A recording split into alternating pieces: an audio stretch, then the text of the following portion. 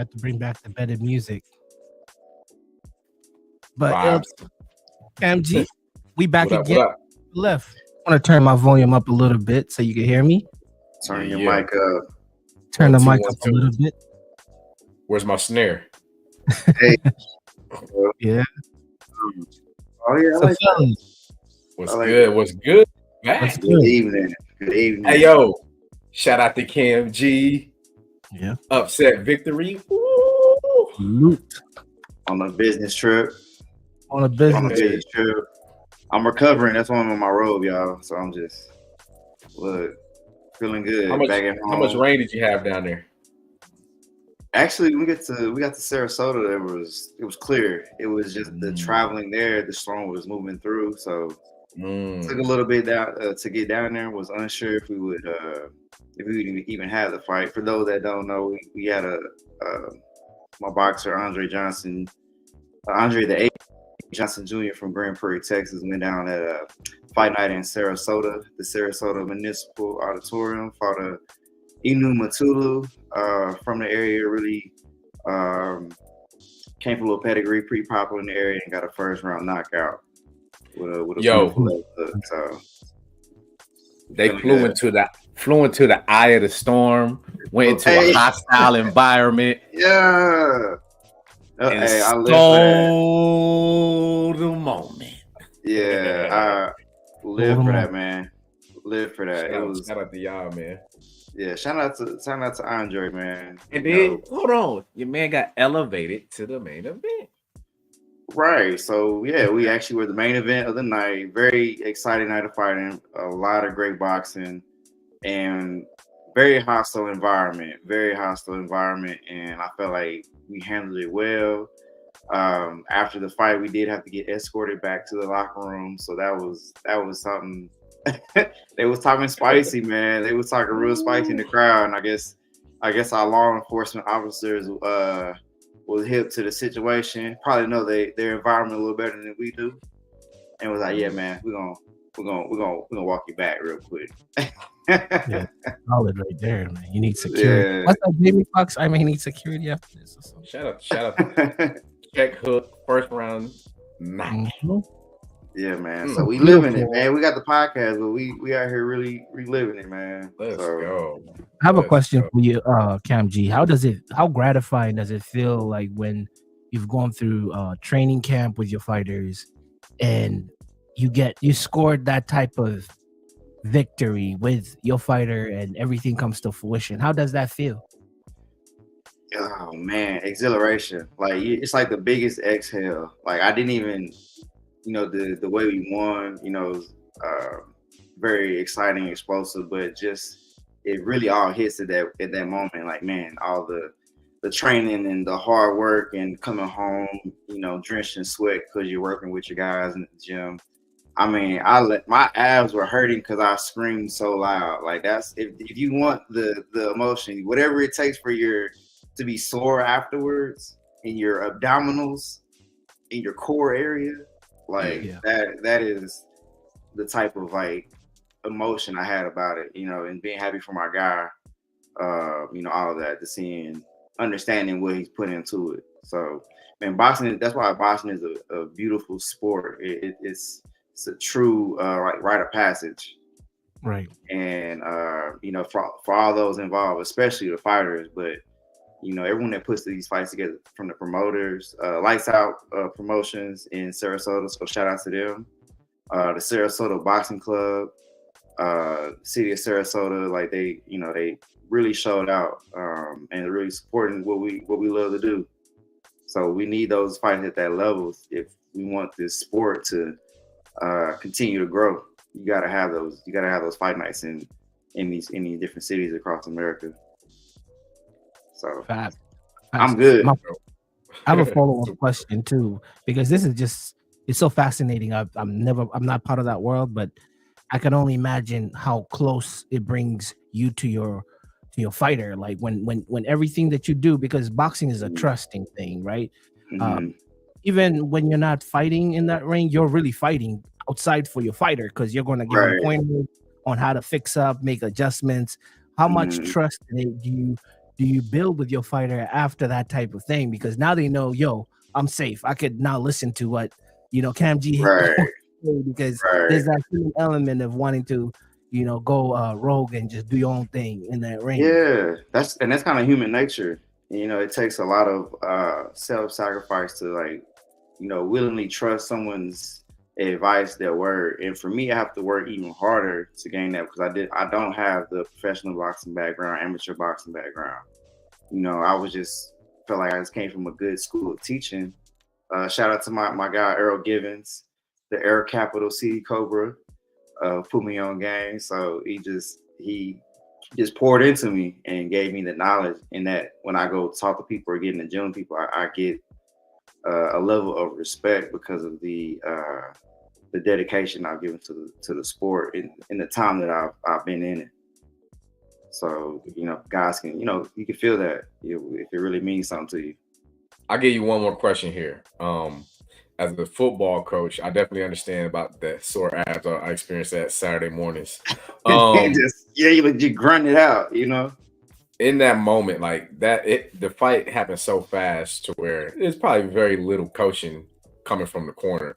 Right. But I have to imagine that it was maybe a drill that you guys did that just came into muscle memory. So, right. And that's a really good point because I'm sure we'll link it to we got a clip of the fight, but in the fight, the guy came out, we expected. So these are things we talked about before the fight. Hey, this guy's at home. He's got a lot of people here. He's probably gonna come out guns a-blazing, and which is what we did. We talked about weathering the storm. But one thing we did talk about was working his touch. So the touch being the lead hand control. So that'll be his left hand. And it was after an exchange. He resets the angle and he puts his left hand out to touch the guy's shoulder. We talk about the touch because it's a rangefinder and it's literally just a touch. You just leave your hand out there, boom.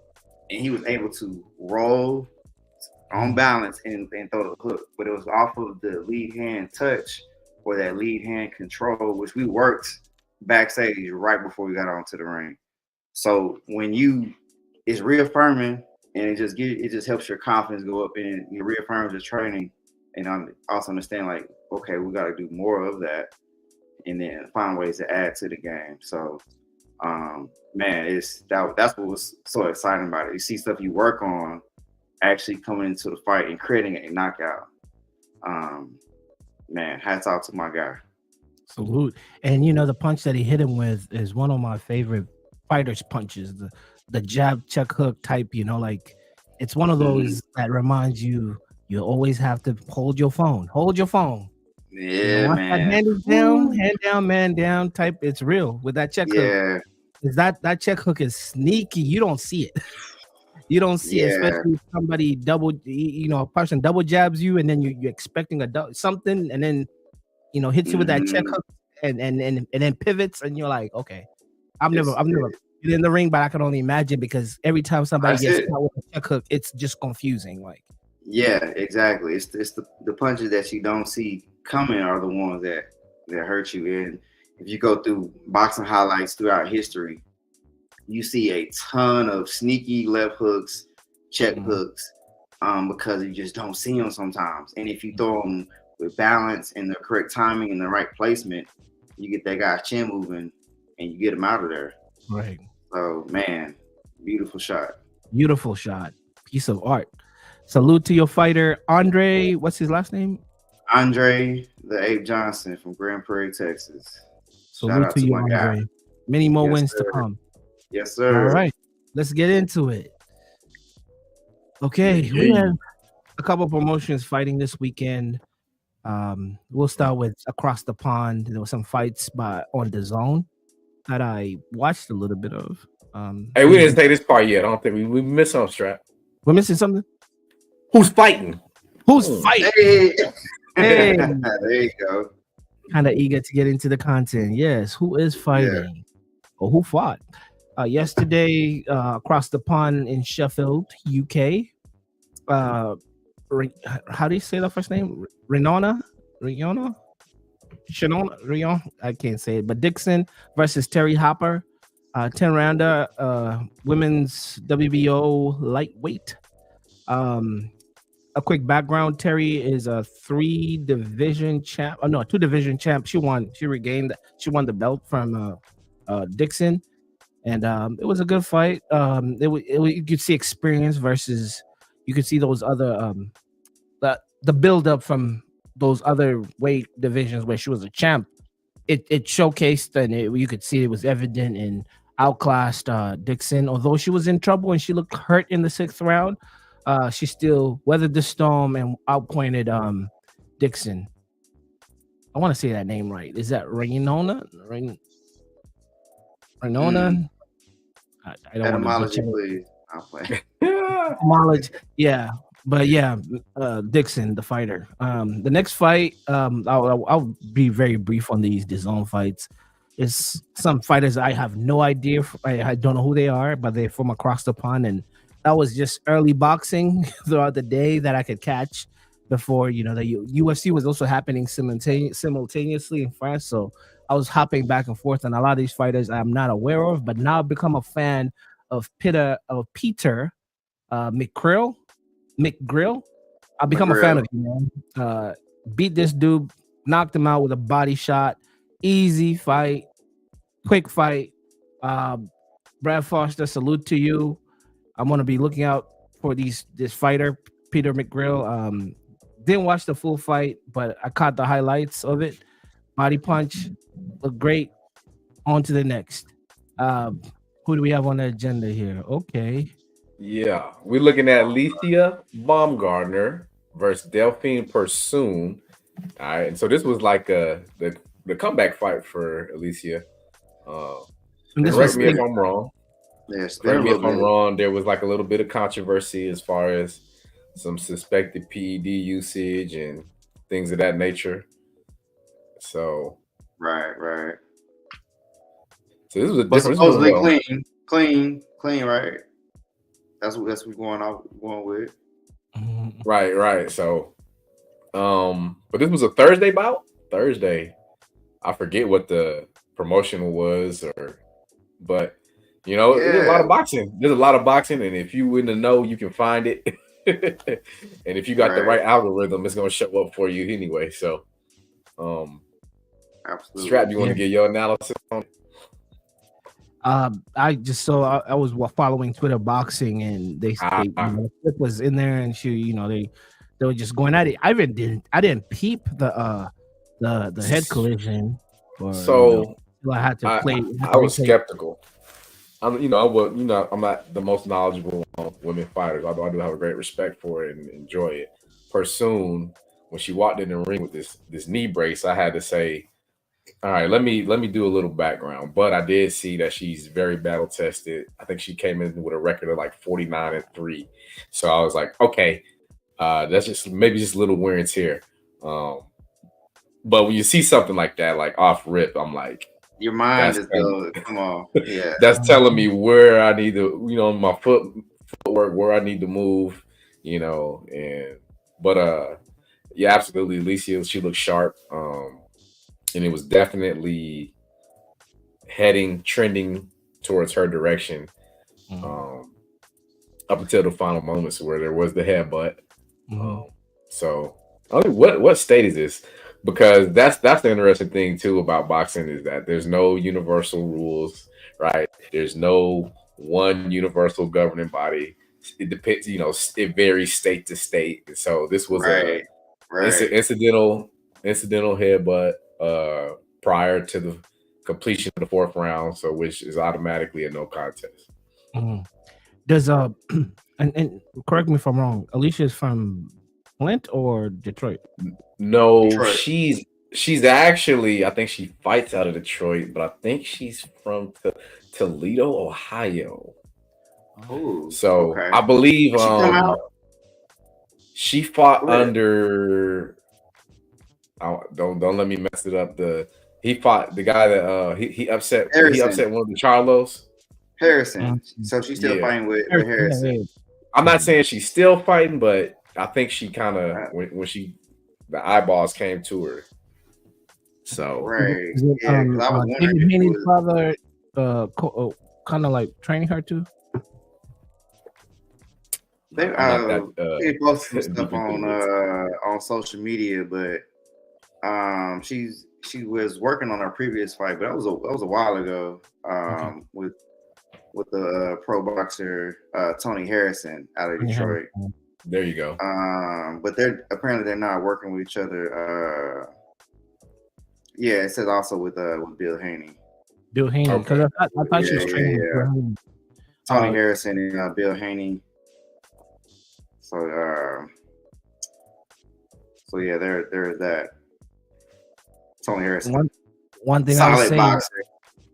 Yeah, one thing I would say about Baumgartner, she's gonna be. I mean, she is what she is. She's a great fighter. Big name in the sport. Big name in the sport. Do you think it makes sense for Carissa to come down to fight her? Because they were starting a little bit of static to get that idea kind of Boxing is money. If money can be made, butts can be put in seats, there's always the conversation could be had, but the weight class is for a reason. Carissa is too big. It's whatever Clarissa is comfortable doing. It's evident that she does sacrifice a little power to go down, but when she does go down, it's still the masterful defensive displays that she puts on. You know, even if she's not delivering knockout performances at those lower weight classes, she's still putting on just textbook, just clinics. And she's really one of my favorite fighters, and we need to talk about her more. Give her flowers. I think the last Baumgartner fight I saw she was in the UK fighting Michaela, I believe. Did she fight Michaela in the UK? She did fight Michaela. They fought a couple of years. Yeah, they did fight, but they was because I actually was looking at that. They fought a while ago. If I can get that a while ago. It was a very convincing fight. It was very good. Well, hopefully it might make more sense for a Serrano fight to happen. You know. Serrano. Yeah, exactly. No, you can probably. Yeah. You can probably make up that difference, but you're just ultimately we're talking about the names in women's boxing facing each other. So if you're looking for pathways, there's more likely a pathway for Serrano than I think it is for Clarissa Shields. So, and you're right, we got to give Clarissa Shields her flowers, man. She over here on social media defending herself, and the boxing community needs to do that. I get you. You want to pump your own, pump your own story up and tell how great you are. But yeah, I think she's probably a little myth that some of the coverage when it comes to women's sports in general. So right, shout out to Clarissa Shields, Olympian, all-time great boxer, men and women, all-time great. Yeah, and it's sad to see how she has to balance it out to have to do MMA and do this and do that just to keep to maintain this thing that one and you'll find some fighters only fight one mil.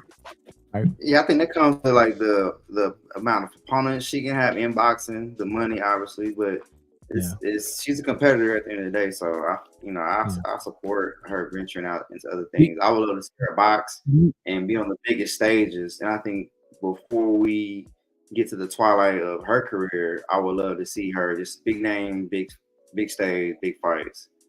So we can have that appreciation. Taking away her achievements, just putting them to the side. Butts to seats, because really and truly, that's what boxing is: butts to seats, right? And do you think she can fill out? Not MGM. So look, right now she's going. Right now she's doing like Little Caesars in Detroit. So you see what I'm saying? Like filling it out. Yeah, Flint, Michigan. That's legit. If she could fill out not fighting on a dude's card, just strictly women. Because I know in the UK they support their women out there. When she went to fight the other lady from Vanna Marshall. Yes, I think it was her. They sold out. Without dudes being on the card. But I don't know stateside if they've been selling out without having like a marquee dude on the card. Like she's part of the Well, card. the Serrano card at Madison Square Garden was electric. I can pull that one up. That was one of the best cards. Oh, was it all women? Was that the Katie Taylor fight? Because I know she fights under Jake Paul. Jake Paul is the pool. Yeah, yeah, that might have been it. Under that the Madison Square Garden card. Yeah, I don't think they do. I don't think they. I've not seen an all women's card in the States. It's happened in the UK. I don't think it's happened in the States yet. Okay, that's something to definitely keep an eye and out. So when I seen her in person. It was a DAZN, and she was like basically like the co-main with Jarrell Miller. You know, that was the setup fight, intended to be the setup fight for Joshua. So, but yeah. So the Taylor Serrano fight in 2022 was slated to be the biggest women's fight of all time. A headline at Madison Square Garden, with the undisputed titles on the line. And Taylor won by split decision, and it was named Fight of the Year by Sports Illustrated. So I remember that. I guess you could say, yeah. So there is a proof of concept a little bit. And Taylor, though, if that fight happened in the UK, they're selling out the O2. The UK fans are just different. Right. Like, they love their fighting sports. Like I agree. They support. But Madison Square Garden, giving respect to one of the mecca venues in boxing, so many classic events being held there. So being able to get the Fight of the Year and headline that event in this modern era, there are ways to get it done. So talking about Clarissa, Baumgartner, Serrano, all these ladies, Shadasia Green, I just threw her in there because I love her. She's dope. Yeah, you got to get creative. Yeah, there's a pathway, and you have to be creative. You have to be creative. I have some ideas, but not for free. Exactly. I'm glad you said that. Do you think it's the work of the boxer or the promoters? What would make that layup happen, or it's both together with your social media? How to promote, right? The investment, where you invest in your funds as far as marketing and advertising. You know, sometimes you got to think outside the box. The product, right? The product is the product, but how do you display the product? So, yeah. You can't just put it all on the fighter. You know, a lot of people, that's the easy way out is, gimmicky thing or say something. Oh yeah, it can't. Media awards. I understand promoters say that they can't tell a fight. Yeah, and it's like the fighter's job is to fight. Yeah, that's why they're the boxers. Exactly. So, we'll have to get into some promoter talk because when we what I shared during the week with Chris Eubanks and Frank Warren and all that. We might. I don't know if we want to slide into that now, but I think that promoter boxer relationship, I think that's a topic for discussion. Yeah, absolutely. Let's come back to that.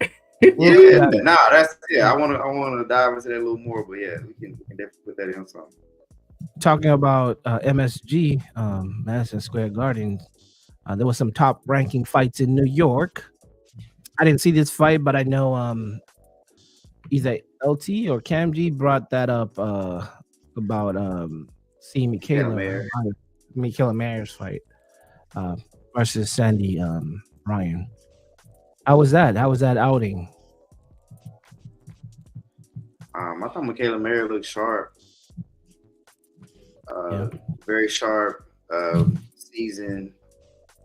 One of those fights where I kind of got in when I was traveling, so I was in the hotel bed watching it. But from watching the fight that I saw, very sharp, on time, punch placement was good. I think she just showed that hey, she's still out here. Also, a big name that could we can get some headline action.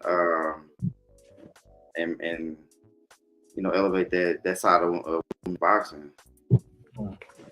I like a sharp technical. It was beautiful to watch. Wasn't Michaela at one time trained by Kronk Gym? Out of Detroit. I don't know. There was an issue with Michaela Mayer and Sandy Ryan because they had shared trainers in the past. And yeah, so there actually was some legitimate beef. There's boxing's the ultimate, respect sport. But these they had a little beef behind the scenes as far as trainer fighter relationships. So there was a little extra implications on this fight, but better fighter won. Salute to the That better sounds fighter. that sounds like a scenario if we see eventually if we see a Spence versus one of the Charlos. Oh yeah. I actually would like to see that. I think that could be a good fight. I don't think any of the Charlos on that level. I don't know, right? LT, I'm with you. We kind of forget what's forget we have what they call it that quick amnesia when we forget who Spence is. Spence is a bad man. Only one person made Spence look bad. Yeah. We talking about that level. I mean, one of them was undisputed at 160. Let's not forget. Yeah. So something that was yet to be attained by Mr. Earl Spence, but I like it. I like the storylines like that, man. This small world of boxing, man. It's surprising it doesn't happen more often. Yeah. And took some real punishment. Yikes. Yeah. Let's keep it pushing. Another fight on that card. Oh, sorry. I think we may have clicked that button together. So Bruce Kennington versus Suleiman Segawa from Uganda. Bruce Kennington is from Brooklyn.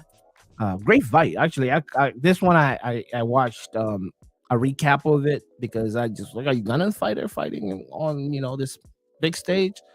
It was a great fight. Bruce Kennington, Brooklyn native, won the fight. He's the guy that holds all the belts in that division.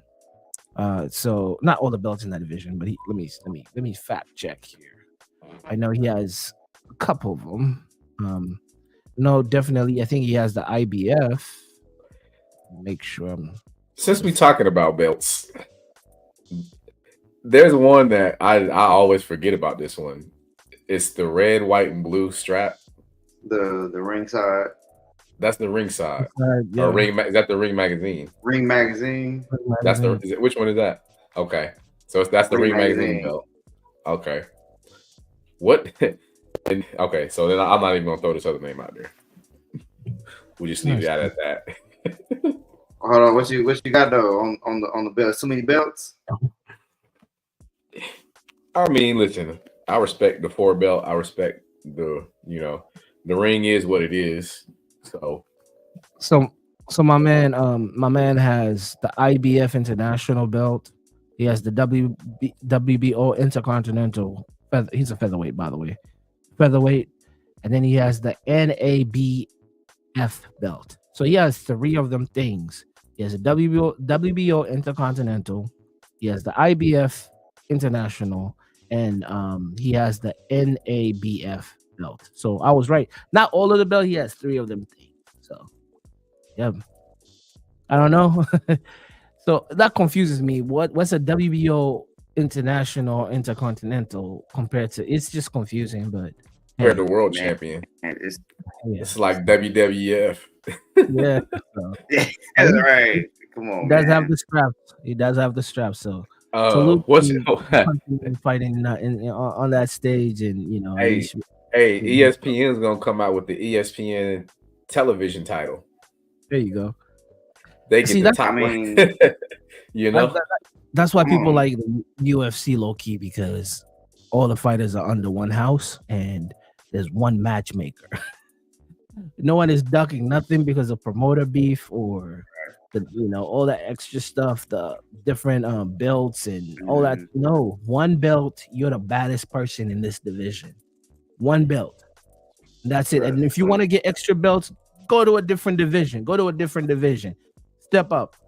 Go to heavyweight. You know. Hey, hopefully we'll see a merging of those ideals because of one bad man in one division. And if you want to be multiple belt holder, here's the perfect scenario in my opinion. If somebody, let's say a unified champion retires. And then let's just say Usyk unifies in 2025 and then decides to retire. And then now you have the next 4 top contenders. Maybe Dubois as the number 1 contender that he just defeated. And then these belts, all 4 fall to 4 different champions. And then there's just a super, what is it? That tournament again. Like Mortal Kombat. Oh yeah.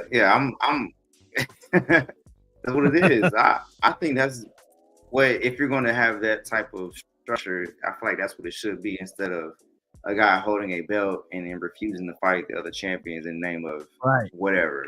What if the organizations were structured more like conferences, and then it becomes the college football playoff? Right. I fight. Gotta be belt. You fight. Boom. And we run that play over and over again.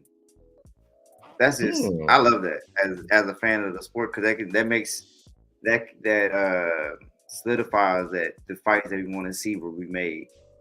Right. How about to keep everybody active? I know this is horrible, by the way, that we are doing this, because we're not looking out for fighters' safety and health wise and how many fights you can take a year. But what if we had, let's pretend this world had fighters that just were robots, right? You had like a league for fighters where you get like 3 points every win, you get a 0 if you lose, you get a draw, whatever, you get a 1. So you have like a league table, and then whoever's consistent throughout the fight year gets the big fight or goes into like the playoffs. We gotta look at whatever ESPN is doing, because that would be hilarious. They're tinkering with that in the MMA world with the PFL? Yeah, PFL, yeah. So we might need to pay attention to that. PFL's coming up. That's too many fights, Team Combat League. That's also another thing to be looking out for. Team Combat League will be going into their 3rd season coming up. So American Fight League, you get Dallas. I think it's a Miami team, Boston, New York. They add in Phoenix. And there's an LA team, and there's pretty much, 15, 18 boxers, different weight classes. They have this team, they fight this team. They check it out at the end. That's a good way for exposure, getting guys paid, and keeping guys busy, because it's one round fight. Historically, the best ideas do make their way to the top, because when you look at 3-point line in the ABA, and then the merger, the ABA NBA merger. And then the 3-point line was adopted, and we don't know, today's kids don't know an era where it didn't exist. Let's just go to the most recent, the NFL kickoff rules. Yeah, I believe it was starting exactly. You see what I'm saying? So, but there's a precedent of some of these lower leagues setting the standard, and then say, hey, you know what? That's actually a good idea. So, yeah. Yoink. Go ahead and add that. You definitely need to switch up and keep up with the times and people's interest levels. And also just saying that I just randomly went back to see fighters' activities back in the day, right? And then my study was Tyson, right? If you go back and see his activity from 80, I would say 88, leading up to when he got arrested around, I think 90 or it was 89. about every 3 months. One year he had a ridiculous amount of fights. I don't want to get the exact number, but it was almost a double-digit number. And I'm like, what's the preparation to get it? Like, well, when you in the fights as fast as he was in the fights, you got to do something to get the rounds. But still, the preparation, exactly. You have to prepare for all 12. Or even back then in the 80s, when did we go? But when did the boxing standardize 12 rounds? Was it in the 80s? Right? It was That's a more great than 12. question. But yeah, We It talking was about more when than they got 12. away from 15. Yeah. So 15 like, round They got fights. away from 15. so if your body's going, so if you're in training camp and back then, if you're going to fight a 12 rounder, you're doing at least 24 rounds of training. 20. How many rounds they do? Like you when you're like Tyson said he did 32 something, and he actually would say what young Tyson would say. I'm collectively counting all the rounds of all my at my training camp. So he's not saying today I've done like 32. He's gonna say some ridiculous triple figure number. Like I've been from day one. I've been every day from day one of practice of like sparring to like where you taper off. He's counting all those that mileage on his body because he knows you have to record that. So there's optimum rest and recovery, and also knowing how much you, like we said in an earlier episode, you could overtrain and and exhaust yourself and not be ready on fight day. So That might have been our very first episode. Yeah, we talked about that. I think that's why fighter activity nowadays is limited to like 3 fights a year, if you're that type of fighter. Like, but in the 80s, look how active those sanctioning bodies. Yeah, a lot of the sanctioning bodies impose like a suspension. I mean, they won't allow you to fight within a certain time. Anyway, Anthony Joshua just got the standard 28-day suspension for his knockout loss. Yeah, sometimes it can be 45 days for a knockout, 30 days. So, but a quick tidbit about the 15 round fights. Actually, the last 15 round heavyweight title fight was between Mike Tyson and Tyrell Biggs on October 16th of 1987. Now, the last 15. This was interesting. This was a little earlier. The last 15 round middleweight title fight was between Jose Alfredo Flores and Eric Holland on June 7th of 1997. Oh, so we had a 15 round fight as of 1997, which I assumed like you strap that these fights ended in the 80s. Hey, so we had a 15 round fight as early as 1997. Wow! Imagine Gotti Ward going 15 rounds. So to get ready for 15 rounds, how many rounds you in practice? That's crazy. That's crazy, especially for me when I hit the bag 3 minutes for just 4 rounds. I'm like dead.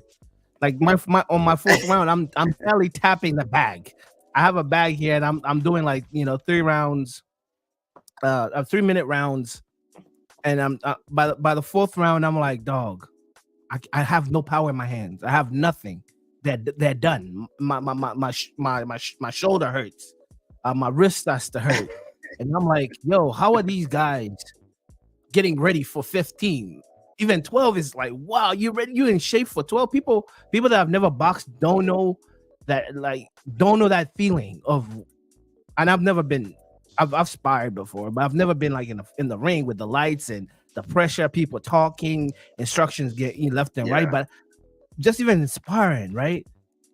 It's not that the guy hits hard. It's just I'm tired and I can't keep my hands from going down. So I'm getting tagged. Like I'm tired. And I know I look sloppy. I know I don't look good, but it's hard as hell. It's hard as hell. Just 3 rounds, just 3 good rounds. Hey, y'all, Strap is heavy-handed too, so don't let the glasses fool you. That's just like the first round, the first 1 minute, 2 minutes. After that, your heart rate is up. Depending on the person, I was fighting a person who knows how to fight, so they were just making me move. They were doing it intentionally, just keeping me active. And by the time we did the 3rd more, I was like, "Yo, you got it, bro. I'm good." I was like, "Yeah, right. It's not a sprint; it's a marathon. If you're working with me, like you gotta get in shape. You gotta be in shape." But hey, salute to the fighters in the past. Yo, let's move on. This was my favorite fight of the weekend. Let's go. We going into the world of UFC. This what they call UFC France, UFC Paris. UFC Paris. Hey, Renato versus Saint Denis. Saint Davis. Benoit. They don't Benoit. say Benoit. Saint Davis. Yeah. salute to those fights under the Paris card.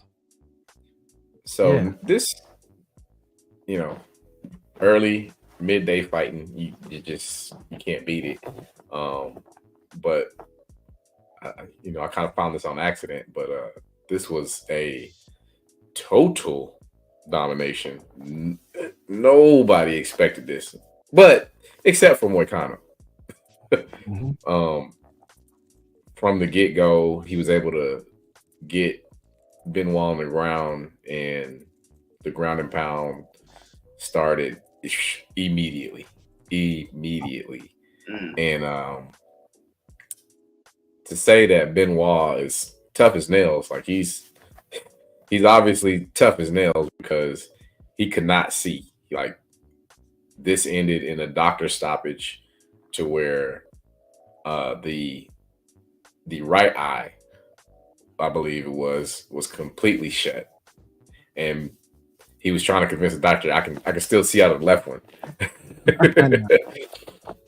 gotta say the guys from themselves, man. And I was impressed from the start to finish by Moicano's performance in the ring, and then they put a microphone in front of his face, and I found out that this guy's extremely marketable. Bars you spit.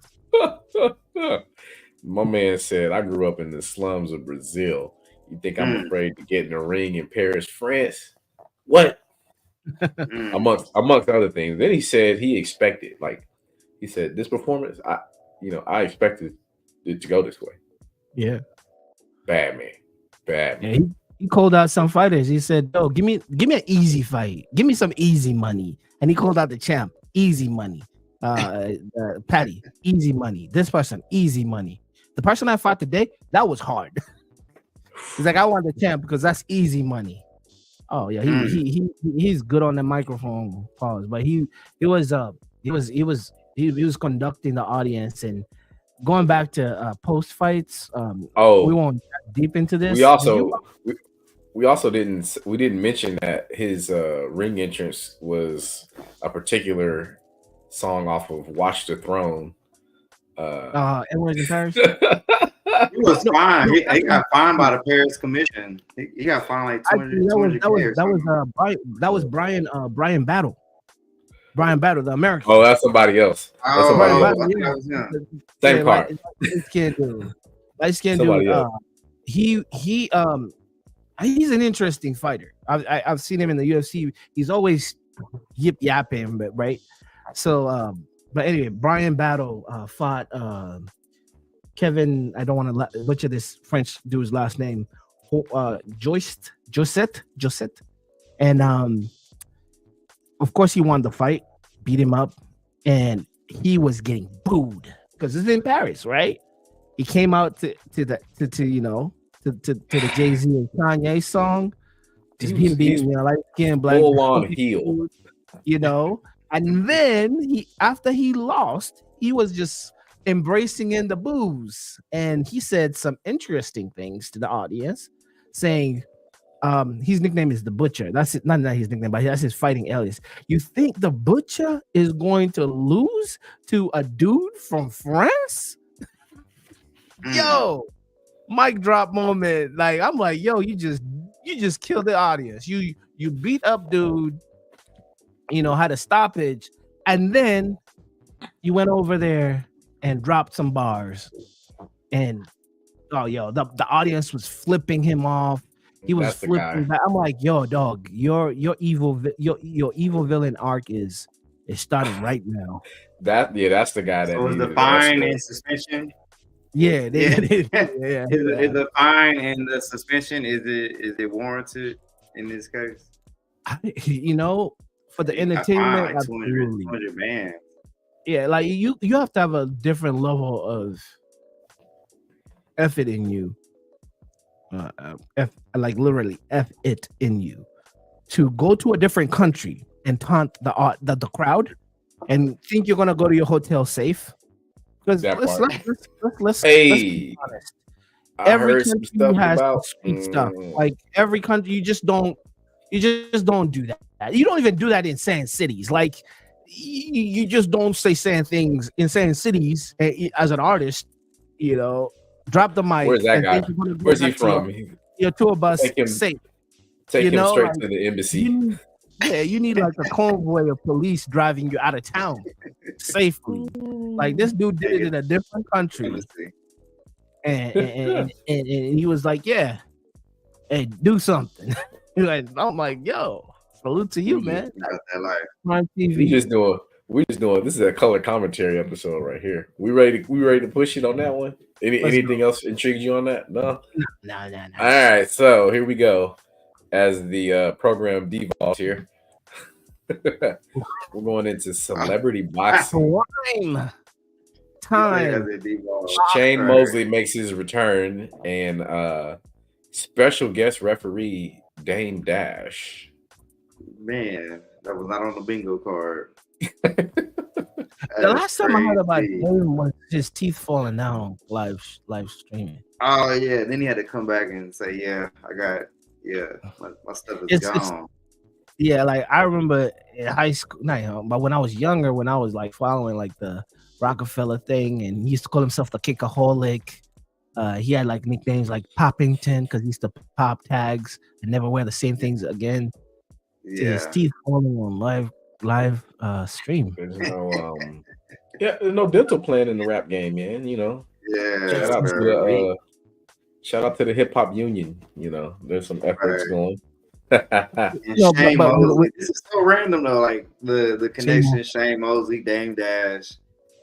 I saw Oscar De La Hoya talking about this fight. He said that Shane Mosley looked like he was bathed in Diddy oil, and it was just. I'm like, wow. It was. Oscar De La Hoya not talk about anybody after that fishnet thing and the high heel. Oscar, relax. My man is confident.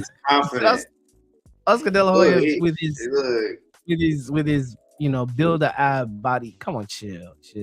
Oh my goodness. Look, he wears it proudly, so it's hard to talk about people that are just. He does. He doesn't care. There's no shame there. So Shane Mosley, one of the best right hands all time. Stay out humble the ring, dude too. Humble dude. Nice dude. If you remember, R.I.P. to his trainer. His professional career, but at the end of it, he gave called out Pacquiao. So, oh man, so we might get a Shane Mosley Manny Pacquiao rematch. If you remember, though, I remember vividly in this fight, Mosley came out kind of a good start, but I remember corner commentary, yo, you giving away the game plan. You giving away the game plan. So. No, that's looking for a payday. If you calling out Manny Pacquiao, you looking for a payday. I know people that know Shane. I know a person that knows Shane. They used to play basketball together in LA. And Shane likes playing basketball, by the way. And I was told that he's a good guy. He would invite everybody that he hoops with I think they hoop at a 24-hour fitness over for fight nights, and he would invite just random, like his house was just open to everybody that in his community that hoops with him, and they would say like, dog, he didn't act like a celebrity. Even his son, like they're all just down to earth. You do not think like the Hollywood life of being a world champion at his level. They say he's a really, really good dude, and he likes to hoop, which is weird. I've seen Floyd Mayweather hooping. Shane Mosley. Yeah, I was about to say, you've seen Pacquiao hooping, so you get a Shane Mosley, Pacquiao, 3-on-3 basketball tourney or something like that. Get him in the big three. I don't want to see these guys in the ring, man. It hurts my feelings. Let's put him in the Cube. Let's give Shane Mosley a call. Put him in the big three celebrity all-star game. See if he can match up with my man Gilly. Pacquiao. No. Yeah, he killed it. I hate it. I hate seeing greats come back and fight. like it broke my heart seeing Evander Holyfield getting beat up by a 20-year-old dude from Russia, or whatever, or when the executioner got knocked out of the ring. I'm like, dog, you're 50. Like, it's sad. It's sad that they have no retirement plan, or I really do think they're fighting to take care of people. I really do think so. And that may lead up to one day when we talk about why are people sitting down or paying for this pay-per-view with Jake Paul and Tyson. But it brings a bad taste to my mouth, to be honest. And we'll move on, but we'll talk about that when that leads to that. All right. So now we just into like the hot topics here. We got Berlanga riding the wave, obviously coming off of his main event with Canelo, but now he's calling out everybody. He's talking about he's on his bully stuff, and so one of the names he mentioned was Anthony Joshua at heavyweight. But he was talking about how I'm a bigger guy. I can get up to 200 plus pounds. So, which that's kind of what I said is probably should be fighting at 175 already. But yeah, right. Hey, why not, man? That's how he got the Canelo fight, right? Just talk himself up. Why not, Joshua? Go ahead, have at it. It's weird though. Just watch it. I would watch it. I would watch it, but if I was a person that cared about him, I would let him know, like, you people don't really know how big Joshua is. Like, you see big man, weight class for a reason. He's really all of 6'6", and you need to you need to have a Usyk skill set. Yeah. Which we didn't see in the Canelo fight. So what the Canelo said, looking for a payday. How do y'all feel about it? Just being in the ring, do you think that he got better just being in the ring? Like, has he got more confidence saying that, I took these punches, whatever. That's what a lot of people are saying post fight. He didn't get knocked out. He didn't clear him out the ring or anything like that. I mean, some guys he didn't test Canelo as a victory. He didn't really push Canelo to that test, so you could learn. You could see he was. I would say he's surviving, but he wasn't. It wasn't like the lecture, professor course that Floyd Mayweather gave Canelo, where Canelo was pushing and Floyd was just giving him all the different solutions to the problem. And I'm like, Canelo is actually getting a masterclass right here on how to fight. I think he did say that Canelo was the hardest puncher that he ever faced. So Wait. Berlanga. Which says a lot. Yeah, he still got some that power is there. What's Berlanga fought? It's real. He's got one name as far as I'm concerned. Well, two. Okay, exactly. He's got the biggest name, but there was leading up to it. There was one name that I respect. How about this? I want to see Berlanga fight Makambi. If you could beat Makambi, let's see. Let's fight Makambi. And then we'll give Caleb playing though. I don't think he's on that level. Is hinting at that fight. I'm just, he wants when Berlanga mentioned. Here's the one that I forgot. Came out and said something. He also, so the guy that we always forget is he actually went in there with Canelo, Munguia. So he hinted at another Puerto Rico versus Mexican card against Munguia. So there's that. And that could do well. That. I heard that Canelo from Canelo's. Okay, I heard tales from Canelo's camp that Canelo really, really, really, really wants that Bivol fight, like bad. Yeah, I believe it. So I mean, like, great timing, right? Let him go in there and fight against, better beef, and punishment, win or loss. He's not going to be the same fighter. Exactly. And then who knows? They can Well, because now we're looking at Benavidez and Morrell, so that could be a run of 2 straight fights of just punishment, and then Canelo's just left there to clean up afterwards. So, you know, what do you guys think about this Morrell Benavidez fight?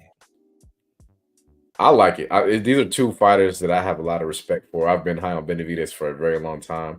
Morrell is kind of in the same vein.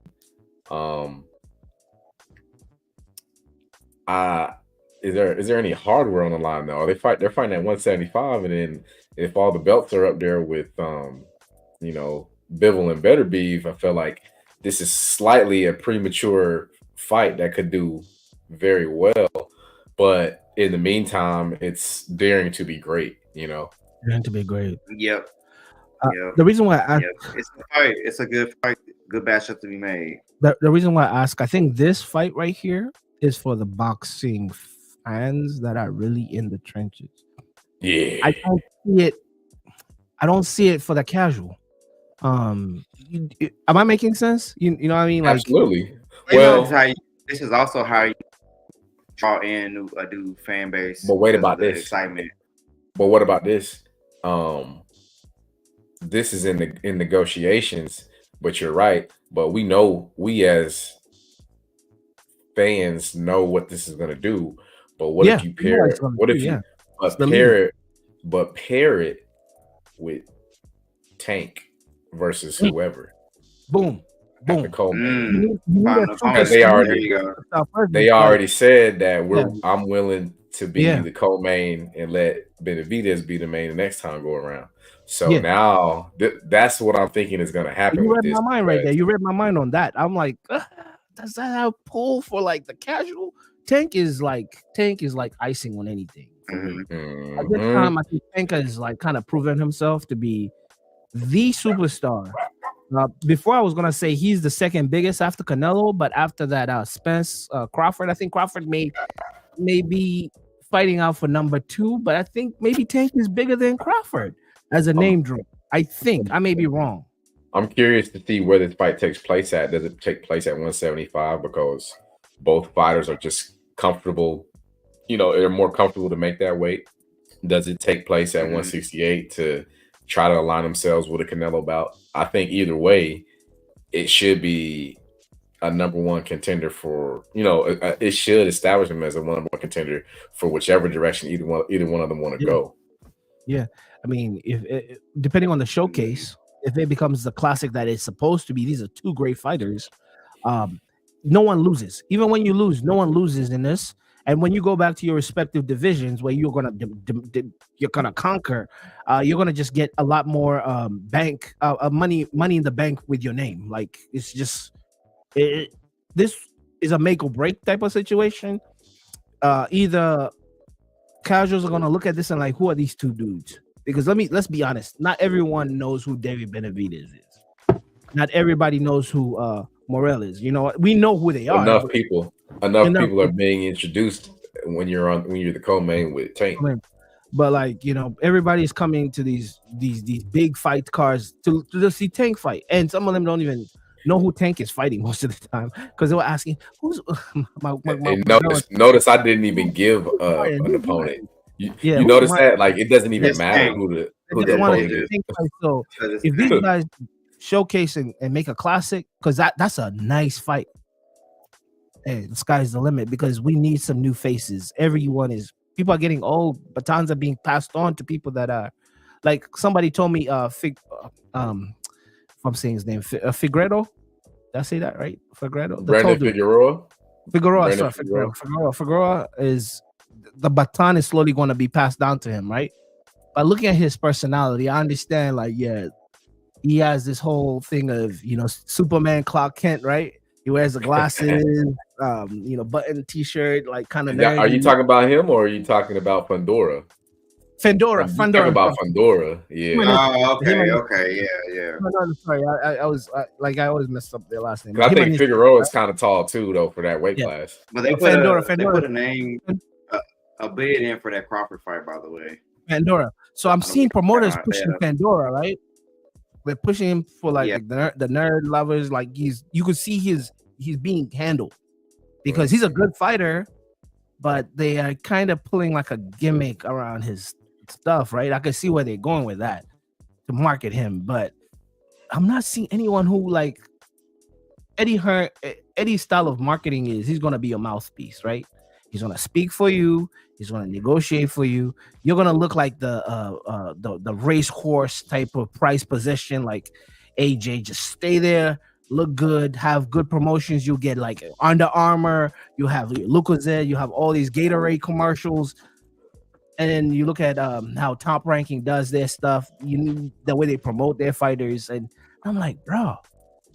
Who's the next star besides Tank? Who's the next star? Shakur Stevenson could have been. Shakur could have been because he had the Olympics. He had the babyface Olympics. Olympics was a setup for him. Like that 2016 Olympics was like a slam dunk for him. Yes, he lost, but he won every American because he cried and he's like, I really want to, And then something happened with the marketing that just who dropped the ball on that guy because he's supposed to be the new star right now. No one. They kind of be dirty too. Watch the fights. I think it's that and I don't want to talk about mob ties, but like he had some handlers. They didn't handle him the right way with his brand being the baby face. I don't know. Like he was everywhere. We remember him. He was everywhere. Ultimately, watching the fights. Let's watch the fights as fans of the sport who will be paying money to watch these guys fight. People weren't pleased. Yeah, they're not. Regardless of how you feel about styles or whatever, they were not pleased. Fan pleasing styles do matter. There are ways to do that and to protect yourself because I hate that term sometimes. The fan pleasing fight because that's just two guys out there slugging it out, and that's not what boxing is. Hit and not be hit. That's the objective. So there are people out there. Yeah, that he can take a Danny Garcia approach. Yeah, you know what I'm saying. I like that. If you remember Danny Garcia, though, people don't account for the power of Angel. Angel was a big role for Danny. Same thing as Sean Porter. His father played a big role. And a person like Shakur doesn't have anybody. You don't have a Bill Haney. You don't have that type of person to be your mouthpiece. But I don't think that's necessary. Watch the fight. The fans are pleased. People are pleased to watch. There's a relationship with Andre Ward, though, right? Exactly. People. Who was Andre Ward's promoter? Was it Andre Ward fight? Was Jay Prince Andre Ward's promoter? Because Andre Ward had big deals. He had Jordan. Wasn't he Was he Rockefeller? Rock Nation. He was tied. Yeah, he was tied in. Yeah. I thought he was under Rap a lot. But people like fight though. You gotta fight. We can't get past that point. Like as fans, you have to enjoy watching the fighter. And there have been occasions where boxing fans will give you some leeway because be having a defensive style, but it seemed that clamoring that I like to talk about from the fan base has just been, hey, we want more. Want to be entertained. We want more. Yeah, we want to be entertained at the end of the day. We want to. But yeah, David it doesn't mean we want to touch on these next two real quick. Yeah. Because I feel like this we use this to segue into it. So Devin Haney, Ryan Garcia, thoughts? I think you're bidding interesting with this because look. Go ahead, Sharp.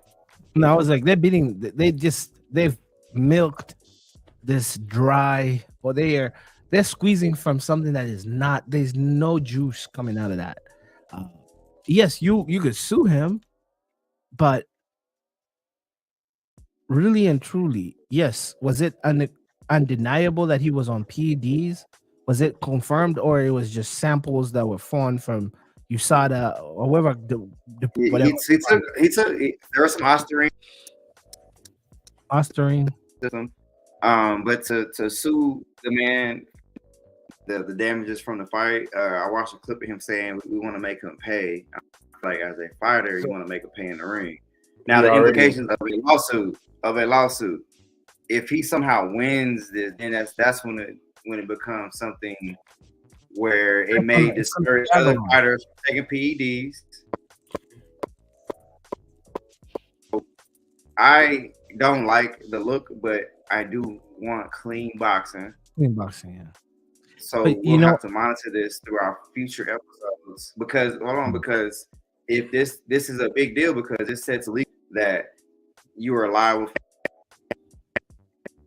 damages paid to your opponent for taking PEDs in a hand-to-hand combat. Yeah. In the outcome, I do think it looks weak being a fighter and a businessman. Like sometimes the business, just because you can do it doesn't mean you should. Just because you can sue this man doesn't mean you should do it, in my opinion. Go wait out the suspicion, get back in the ring and fight him and rematch and get it back. Get it back. It's kind of interesting because there's a relationship there with Snack and Victor Conti, right? I feel like someone that's associated with Victor Conti should not be out here blasting people for taking PED. This man was doing some dirt, and his whole thing, Victor Conti's thing, was creating substances that would make your undetectable. Undetectable. Yeah. So let's not start vilifying people. You have made someone that served time in prison for skating these tests. That's that's crazy. But and so I felt like that was a good segue into going what we touched on earlier. Yeah, like Eubanks and Warren here. Oh yeah. So Cam, get a rundown. Get testy out here. Get a rundown, Cam. So the Berta Bevo press conference, Eubanks is asked and asked some questions to build up the fight, and goes on a tangent talking about the promoters. We actually did this to highlight the appreciation for Turkey, and called these promoters, Eddie Hearn and Frank Warren in particular, scumbags. Wow. Now Frank Warren, OG from the UK, is not having it and threatened lawsuit, and you retract. Like Turkey would, I feel like and apologize after a lawsuit was threatened. He's been sued before by him, and Frank Warren has a record of suing fighters and winning or either bankrupting fighters, which is crazy. We'll have to go into like I said, promoter boxer relationship. We got to get into that because that's a whole nother subject. But to retract the statement, apologize publicly was crazy to me. But I also feel like there's maybe a Turkey influence. Maybe he steps in and say, "Hey man, I need." Yeah, we can't have you guys out here suing each other before the fight. You messing up the promotion, or maybe you're increasing it. Who knows? But man. So this are is they kind scumbags though? That's what I would like. You got any take on this? No, I really don't. I mean, I'm just sitting back eating popcorn, watching the gun smoke. You know, right? Hey, this is a crazy way. We're all trying to. Yeah, this is a crazy way to end this episode because, especially for me. So I'll share some things here at the close after we go offline. But yeah. Oh, so I get that. That's the cue for us to wind up, and it's been another great episode of Who's Fighting, and as we just lost our co-host here, LT, but we can make it close. We can make the close real quick. Kam Gee, you already know the closing sentiments. And who's fighting? Who is fighting?